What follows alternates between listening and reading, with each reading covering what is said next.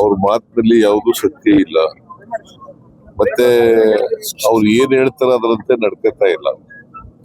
ಅದರಿಂದ ಬಿಜೆಪಿ ಅವ್ರಿಗೆ ಬಗ್ಗೆ ನಾನು ಹೆಚ್ಚು ರಿಯಾಕ್ಟ್ ಮಾಡಕ್ ಹೋಗಲ್ಲ.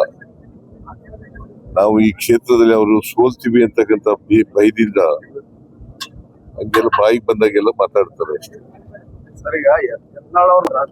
ಅಂದ್ರೆ ಅವ್ರು ಸೋಲ್ತೀವಿ ಅಂತ ಗೊತ್ತಾದ ಮೇಲೆ ಅವ್ರು ಉಚ್ಚಾಟನೆ ಮಾಡಿದಾರೆ ಅಂತವ್ರನ್ನೇ ಕರ್ಕೊಂಡ್ ಬರ್ತಿದ್ದಾರೆ.